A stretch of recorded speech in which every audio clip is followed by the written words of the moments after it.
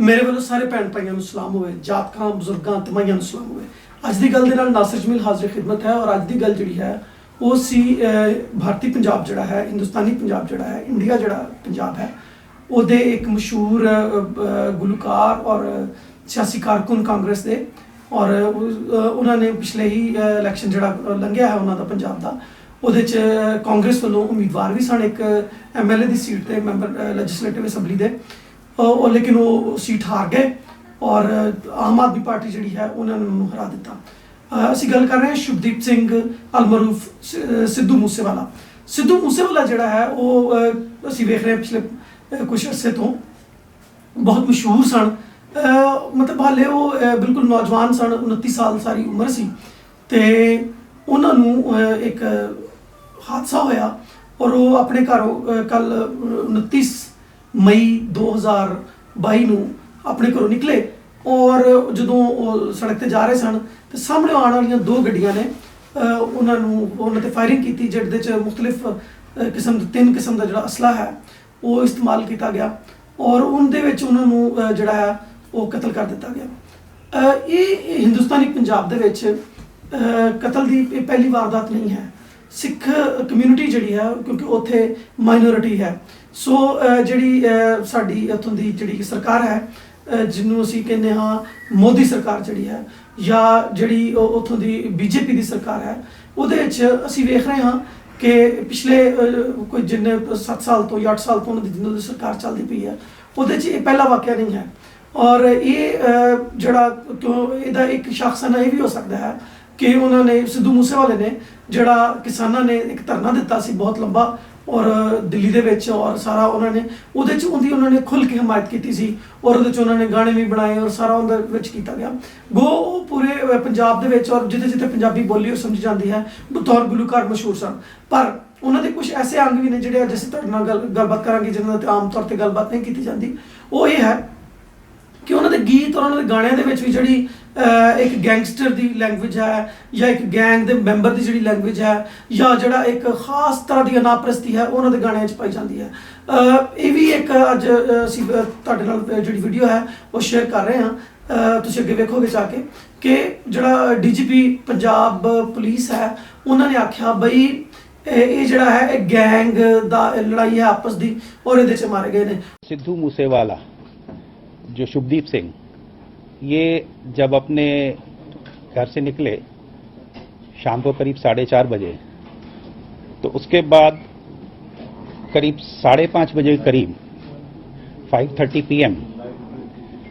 ये अपनी गाड़ी में जा रहे थे। ये खुद ड्राइव कर रहे थे, इनके साथ 2 प्राइवेट लोग थे और इनके पीछे एक गाड़ी थी और 2 गाड़ियां सामने से आईं और उसमें फिर फायरिंग हुई और फायरिंग में इनको बुलेट इंजरी हुई और जब इनको हॉस्पिटल ले जाया गया then he was declared brought dead. तो ये जो इंसिडेंट है ये एक इंटर गैंग राइवलरी का केस लगता है, क्योंकि इनके जो एक मैनेजर हैं शगनप्रीत, इनका नाम आया था जो विक्की मिड्डू खेड़ा वाले मर्डर केस में, वो अभी विदेश में ऑस्ट्रेलिया में निकल गए हैं। तो उसका रिएक्शन मैं जो लॉरेंस बिश्नोई और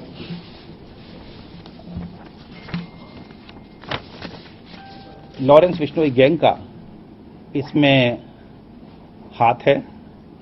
और इसकी जिम्मेदारी जो है वो लकी उन्होंने ले ली है उनकी गैंग के कनाडा से। इसके बारे में 2-3 बातें मैं बताना चाहूँगा।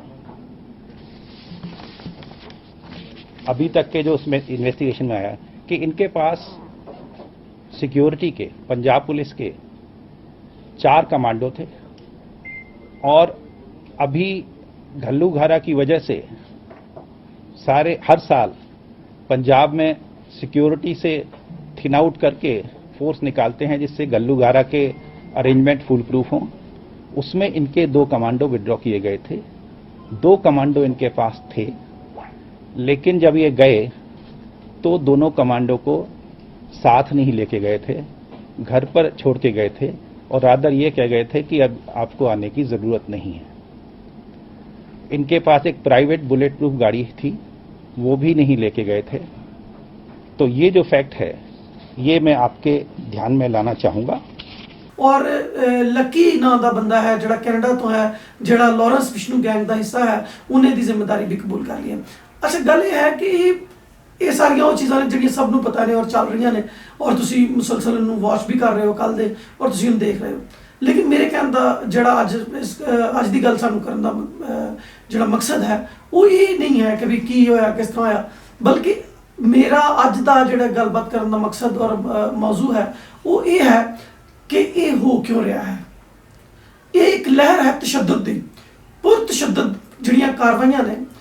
ਖਾਓ ਹੁਕੂਮਤਾਂ ਵੱਲੋਂ ਨੇ, ਖਾਓ ਗੈਂਗਸ ਵੱਲੋਂ ਨੇ, ਖਾਓ ਕਿਸੇ ਹੋਰ ਵੱਲੋਂ ਨੇ, ਇਹ ਹੋ ਰਹੀਆਂ ਨੇ। ਔਰ ਇਹ ਸਿਰਫ ਇੱਕ ਮੁਲਕ 'ਚ ਨਹੀਂ ਗਿਆ, ਇਹਦੇ 'ਚ ਪੂਰੀ ਦੁਨੀਆ ਦੇ ਵਿੱਚ ਇਹ ਚੀਜ਼ ਜਿਹੜੀ ਹੈ ਇਹ ਵਧਾਵਾ ਮਿਲ ਰਿਹਾ। ਅਮਰੀਕਾ ਦੇ ਵਿੱਚ ਜਿਹੜੀ ਜਮਹੂਰੀਅਤ ਹੈ ਅਸੀਂ ਉਹਨੂੰ ਬੜੀ ਮਜ਼ਬੂਤ ਸਮਝਦੇ ਹਾਂ ਔਰ ਅਸੀਂ ਉਹਦੇ 'ਚ ਉਹਨਾਂ ਨੂੰ ਜਮਹੂਰੀਅਤ ਪਸੰਦ ਸਮਝਦੇ ਸਾਂ। ਲੇਕਿਨ ਅਸੀਂ ਵੇਖਿਆ ਕਿ ਕੁਛ ਅਰਸਾ ਪਹਿਲੇ ਜਦੋਂ ਟਰੰਪ ਨੇ ਆਪਣਾ ਇਲੈਕਸ਼ਨ ਹਾਰਿਆ ਤੇ ਉੱਥੇ ਵੀ ਪਾਕਿਸਤਾਨ ਵਾਂਗੂ ਧਾਂਦਲੀ ਔਰ ਲੜਾਈ ਔਰ ਇਹ ਔਰ ਉਹ ਔਰ ਇਸ ਤਰ੍ਹਾਂ ਹੋਇਆ। ਜਦੋਂ ਹਿਲਰੀ ਨੇ ਇਲੈਕਸ਼ਨ ਹਾਰਿਆ ਸੀ ਟਰੰਪ ਕੋਲੋਂ ਤਾਂ ਉਦੋਂ ਵੀ ਇਸ ਤਰ੍ਹਾਂ ਦੀਆਂ ਚੀਜ਼ਾਂ ਆਈਆਂ। ਅੱਛਾ, ਇਹ ਪਿਛਲੇ 10 ਸਾਲ ਤੋਂ ਇਸ ਤਰ੍ਹਾਂ ਦੀ ਪੁਰਤਸ਼ੱਦਦ ਲਹਿਰ ਜਿਹੜੀ ਹੈ ਇਹ ਸਿਆਸਤ ਦੇ ਵਿੱਚ ਵੀ ਆ ਗਈ ਹੈ। ਮਤਲਬ ਅਸੀਂ ਇੰਗਲੈਂਡ ਦੀ ਜਿਹੜੀ ਵੇਖ ਰਹੇ ਹਾਂ ਚੀਜ਼ਾਂ, ਕੁਛ ਜਿਹੜੀ ਦੁਨੀਆ ਦੀ ਸਭ ਤੋਂ ਪੁਰਾਣੀ ਜਮਹੂਰੀਅਤ ਹੈ, ਉੱਥੇ ਦੀ ਜਮਹੂਰੀਅਤ ਦੇ ਵਿੱਚ ਵੀ ਔਰ ਆਮ ਲੋਕਾਂ ਦੇ ਵਿਹਾਰ ਦੇ ਵਿੱਚ ਵੀ ਜਿਹੜਾ ਹੈ ਉਹ ਆਮ ਤੌਰ ਤੇ ਅਸੀਂ ਵੇਖ ਰਹੇ ਹਾਂ ਕਿ ਉਹ ਉਹਨਾਂ ਦੇ 'ਚ ਜਿਹੜਾ ਤਸ਼ੱਦਦ ਹੈ, ਜਿਹੜੀ ਅਹਿੰਸਾ ਹੈ ਉਹ ਵੱਧਦੀ ਜਾ ਰਹੀ ਹੈ। ਅੱਛਾ, ਇੱਕ ਦੂਜੇ ਨੂੰ ਬਰਦਾਸ਼ਤ ਨਾ ਕਰਨ ਦਾ ਰਵੱਈਆ ਜਿਹੜਾ ਹੈ ਉਹ ਵੱਧਦਾ ਜਾ ਰਿਹਾ ਹੈ। ਅੱਜ ਦੇ ਵਾक़ੇ ਦੀ ਤੁਲਨਾ ਜਿਹੜੀ ਹੈ ਉਹ ਇੱਕ ਫਰਦ ਦੇ ਵਾਹਿਦ ਦੇ ਕਤਲ ਦੇ ਹਵਾਲੇ ਨਾਲ ਜਾਂ ਇੱਕ ਸਟਾਰ ਦੇ ਕਤਲ ਦੇ ਹਵਾਲੇ ਨਾਲ ਨਾ ਕਰੀਏ, ਪਰ ਸਗੋਂ ਇਹਨੂੰ ਹੋਰ ਤੁਲਨਾ 'ਚ ਰੱਖੀਏ। ਜਿਸ ਤਰ੍ਹਾਂ ਅਸੀਂ ਵੇਖ ਰਹੇ ਹਾਂ ਕਿ ਪਾਕਿਸਤਾਨ ਦੇ ਹਾਲਾਤ ਜਿਹੜੇ ਨੇ ਉਹ ਪਿਛਲੇ ਚੰਦ ਸਾਲਾਂ ਤੋਂ ਜਾਂ ਚੰਦ ਮਹੀਨਿਆਂ ਤੋਂ ਖਾਸ ਤੌਰ 'ਤੇ ਜਦੋਂ ਦੀ ਇਹ ਮੌਜੂਦਾ ਸਾਡੀ ਮੁਸਲਿਮ ਲੀਗ ਨੂਨ ਪਲੱਸ ਪੀਪਲਸ ਪਾਰਟੀ ਔਰ ਇਤਿਹਾਦੀ ਜਿਹੜੇ ਨੇ ਉਹਨਾਂ ਦੀ ਗਵਰਨਮੈਂਟ ਆਈ ਹੈ, ਤਸ਼ੱਦਦ ਦੀਆਂ ਕਾਰਵਾਈਆਂ ਦੇ ਵਿੱਚ ਜਿਹੜਾ ਹੈ ਉਹ ਇਜ਼ਾਫਾ ਹੋ ਗਿਆ ਹੈ। ਇਹ ਸਰਕਾਰ ਵੱਲੋਂ ਵੀ ਹੈ ਔਰ ਜਿਹੜੀ ਆਪੋਜੀਸ਼ਨ ਜਮਾਤਾਂ ਨੇ ਉਹਨਾਂ ਵੱਲੋਂ ਵੀ ਹੈ। ਹਰ ਕੋਈ ਜਿਹੜਾ ਹੈ ਉਹ ਜ਼ੋਰੇ ਬਾਜ਼ੂ ਦੇ ਨਾਲ ਔਰ ਹਿੱਕ ਦੇ ਧੱਕੇ ਨਾਲ ਜਿਹੜਾ ਹੈ ਉਹ ਆਪਣੇ ਜਿਹੜੇ ਮਾਮਲਾਤ ਨੇ ਉਹਨਾਂ ਨੂੰ ਹੱਲ ਕਰਨਾ ਚਾਹ ਰਿਹਾ ਹੈ। ਖਾਹ ਉਹਦੇ 'ਚ ਪੁਲਿਸ ਹੈ, ਖਾਹ ਉਹਦੇ 'ਚ ਇੰਤਜ਼ਾਮੀਆਂ ਹੈ, ਖਾਹ ਬਾਕੀ ਲੋਕ ਨੇ ਹਿੱਕ ਦੇ ਧੱਕੇ ਨਾਲ ਚੀਜ਼ਾਂ ਨੂੰ ਜਿਹੜਾ ਹੈ ਉਹ ਡੱਕਣਾ ਚਾਹ ਰਹੇ ਨੇ ਔਰ ਉਹਨੂੰ ਰੋਕਣਾ ਚਾਹ ਰਹੇ ਨੇ, ਅਗਲੇ ਨੂੰ ਨੀਚਾ ਵਿਖਾਉਣਾ ਚਾਹ ਰਹੇ ਨੇ। ਇਹ ਇੱਕ ਐਸੀ ਸਾਈਕੀ ਔਰ ਐਸੀ ਚੀਜ਼ਾਂ ਜਨਮ ਲੈ ਰਹੀਆਂ ਨੇ ਜਿਹਨੇ ਨਾ ਮਜ਼ਹਬ ਨੂੰ ਛੱਡਿਆ। ਅਸੀਂ ਵੇਖਿਆ ਮਜ਼ਹਬੀ ਕਾਰਵਾਈਆਂ ਦੇ ਵਿੱਚ, ਜਿਸ ਤਰ੍ਹਾਂ ਅਸੀਂ ਸਿੱਧੂ ਮੂਸੇਵਾਲੇ ਦਾ ਵੀ ਇੱਕ ਗਾਣਾ ਵੇਖਦੇ ਹਾਂ 295 ਸੀ। 295 ਜਿਹੜਾ ਹੈ ਇਹ ਇੱਕ 1935 ਦਾ ਇੱਕ ਕਾਨੂੰਨ ਹੈ ਜਿਹੜਾ ਗੋਰਿਆਂ ਨੇ ਬਣਾਇਆ ਸੀ, ਮਜ਼ਹਬ ਦੀ ਤੋਹੀਨ ਔਰ ਇਹਾਨਤ ਮਜ਼ਹਬ ਦੇ ਹਵਾਲੇ ਨਾਲ ਸੀ ਔਰ ਮਜ਼ਹਬੀ ਜਿਹੜੀਆਂ ਮੁਕੱਦਸ ਹਸਤੀਆਂ ਨੇ ਉਹਨਾਂ ਦੇ ਹਵਾਲੇ ਨਾਲ। ਅੱਛਾ, ਉਹਨਾਂ ਦਾ ਬੇਦਰੇਗ ਇਸਤੇਮਾਲ ਉੱਧਰ ਵੀ ਹੋ ਰਿਹਾ, ਉਹਨਾਂ ਦਾ ਬੇਦਰੇਗ ਇਸਤੇਮਾਲ ਇੱਧਰ ਵੀ ਹੋ ਰਿਹਾ। ਉੱਧਰ ਸਿੱਖਾਂ ਨੂੰ ਅਸੀਂ ਵੇਖਦੇ ਹਾਂ ਗੋਲਡਨ ਟੈਂਪਲ ਤੇ ਜਦੋਂ ਹਮਲਾ ਕਰਕੇ ਬਹੁਤ ਸਾਰੇ ਸਿੱਖ ਜਿਹੜੇ ਨੇ ਉਹ ਮਾਰ ਦਿੱਤੇ ਗਏ। ਹੁਣ ਮੌਜੂਦਾ ਹਾਲਾਤ ਦੇ ਵਿੱਚ ਉੱਥੇ ਦੇ ਮਸੀਹੀਆਂ ਦੀ, ਉੱਥੇ ਦੇ ਸਿੱਖਾਂ ਦੀ, ਉੱਥੇ ਦੇ ਜੈਨ ਜਿਹੜੇ ਨੇ ਉਹਨਾਂ ਦੀ ਜ਼ਿੰਦਗੀ ਜਿਹੜੀ ਹੈ ਉਹ ਬਹੁਤ ਸਖਤ ਤਕਲੀਫ ਦੇ ਵਿੱਚ ਹੈ। ਉਹ ਮਜ਼ਹਬੀ ਹਵਾਲੇ ਨਾਲ ਅਸੀਂ ਵੇਖ ਰਹੇ ਹਾਂ ਕਿ ਉੱਥੇ ਦੀ ਮਜ਼ਹਬੀ ਜਿਹੜੀਆਂ ਅਕਲੀਅਤਾਂ ਨੇ ਉਹਨਾਂ ਨੂੰ ਵੀ ਜਿਹੜਾ ਹੈ ਉਹ ਤਕਲੀਫ ਦਾ ਸਾਹਮਣਾ ਹੈ। ਉਹਨਾਂ ਨੂੰ ਹਰ ਤਰ੍ਹਾਂ ਦੀ ਜਿਹੜੀਆਂ ਨੇ ਮੈਂ ਕਹਾਂਗਾ ਕਿ ਹਰ ਤਰ੍ਹਾਂ ਦੀ ਮੁਨਾਫਰਤ ਦਾ ਸਾਹਮਣਾ ਹੈ, ਫਿਰਕਾ ਵਾਰੀਅਤ ਦਾ ਸਾਹਮਣਾ ਹੈ। ਇੱਧਰ ਅਗਰ ਅਸੀਂ ਆਪਣੇ ਵਾਲੇ ਪਾਸੇ ਆ ਜਾਈਏ ਤੇ ਇੱਥੇ ਵੀ ਮੌਜੂਦਾ ਜਿਹੜਾ ਲਹਿਰ ਆਈ ਹੈ ਪਿਛਲੇ 1990 ਤੋਂ ਬਾਅਦ ਔਰ ਖਾਸ ਤੌਰ ਤੇ ਸਲਾਮਤ ਮਸੀਹ ਰਹਿਮਤ ਮਸੀਹ ਕੇਸ ਤੋਂ ਬਾਅਦ, ਉਦੋਂ ਤੋਂ ਲੈ ਕੇ ਹੁਣ ਤੱਕ ਮੌਜੂਦਾ ਜਿਹੜੀ ਸਾਡੇ ਕੋਲ ਨੌਤਨ ਕੁਮਾਰ ਦਾ ਕੇਸ ਆਇਆ ਹੈ ਸਿੰਧ ਤੋਂ, ਪ੍ਰੋਫੈਸਰ ਨੌਤਨ ਕੁਮਾਰ ਜਿਹੜੇ ਨੇ ਉਹਨਾਂ ਨੂੰ ਜਿਹੜੀ ਹੈ ਉਮਰ ਕੈਦ ਦੀ ਸਜ਼ਾ ਜਿਹੜੀ ਹੈ 295 ਸੀ ਦੇ ਅਗੇਂਸਟ ਹੀ ਦਿੱਤੀ ਗਈ ਹੈ। ਅਗਰ ਅਸੀਂ ਵੇਖੀਏ ਇਹਨਾਂ ਸਾਰੀਆਂ ਚੀਜ਼ਾਂ ਨੂੰ ਤੇ ਇਹ ਇੱਕ ਅਸਲ ਦੇ ਵਿੱਚ ਇੱਕ ਖਾਸ ਮਾਈਂਡ ਸੈਟ ਜਿਹੜਾ ਹੈ ਉਹ ਹਰ ਇਦਾਰੇ ਦੇ ਵਿੱਚ, ਹਰ ਜਿਹੜੇ ਨੇ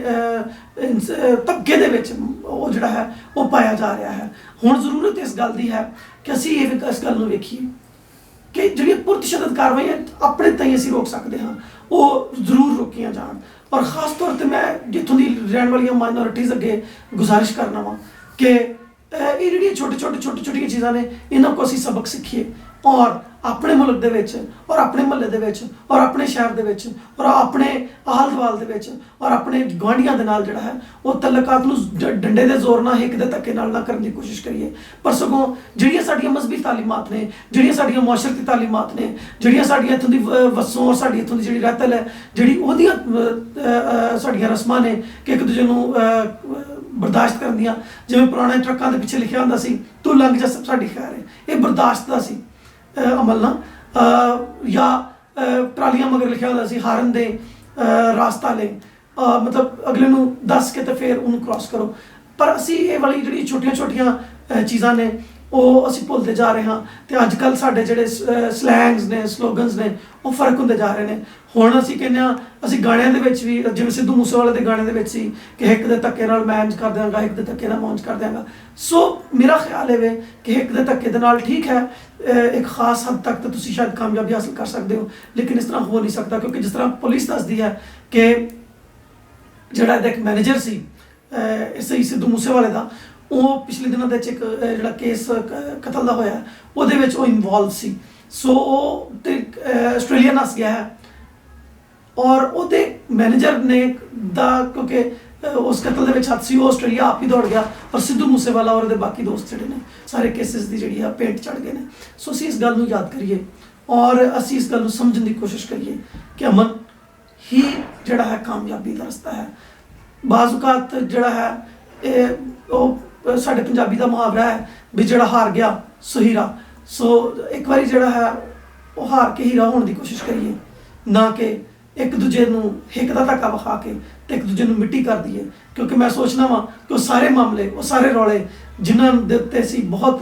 ਲੜਦੇ ਝਗੜਦੇ ਹਾਂ ਔਰ ਲੜ ਝਗੜ ਕੇ ਇੱਕ ਦੂਜੇ ਨੂੰ ਮਿੱਟੀ ਥੱਲੇ ਜਿਹੜਾ ਹੈ ਨੱਪ ਦਿੰਦੇ ਹਾਂ, ਅਗਰ ਅਸੀਂ ਉਹਨਾਂ ਰੌਲਿਆਂ ਤੇ ਥੋੜ੍ਹੀ ਦੇਰ ਲਈ ਮਿੱਟੀ ਪਾ ਦਈਏ ਤੇ ਮੇਰਾ ਖਿਆਲ ਹੈ ਕਿ ਅਸੀਂ ਵੀ ਜ਼ਿੰਦਾ ਰਹਾਂਗੇ ਤੇ ਇੱਕ ਦੂਜੇ ਨੂੰ ਜਿਹੜਾ ਹੈ ਉਹ ਤਕਲੀਫ ਦਿੱਤਿਓਂ ਬਗੈਰ ਜਿਹੜੀਆਂ ਨੇ ਚੀਜ਼ਾਂ ਜਿਹੜੀਆਂ ਨੇ ਉਹ ਚੱਲਦੀਆਂ ਰਹਿਣਗੀਆਂ। ਗੋ ਸਭ ਨੇ ਮਰ ਜਾਣਾ ਹੈ, ਲੇਕਿਨ ਅਸੀਂ ਇੱਕ ਦੂਜੇ ਦੀ ਮੌਤ ਦਾ ਸਬਬ ਨਾ ਬਣੀਏ, ਸਗੋਂ ਇੱਕ ਦੂਜੇ ਨੂੰ ਜਿਉਂਦੇ ਰਹਿਣ ਦਾ ਜਿਹੜਾ ਹੈ ਔਰ ਜਿਉਂਦੇ ਰੱਖਣ ਦਾ ਜਿਹੜਾ ਹੈ ਸਬਬ ਬਣੀਏ ਔਰ ਆਪ ਵੀ ਜਿਉਂਦੇ ਰਹੀਏ ਤੇ ਦੂਜਿਆਂ ਨੂੰ ਵੀ ਜਿਹੜਾ ਹੈ ਉਹ ਜੀਣ ਦਈਏ। ਅੱਜ ਦੀ ਗੱਲ ਨੂੰ ਇੱਥੇ ਮੁਕਾਉਂਦੇ ਹਾਂ। ਰੱਬ ਰੱਖਾ।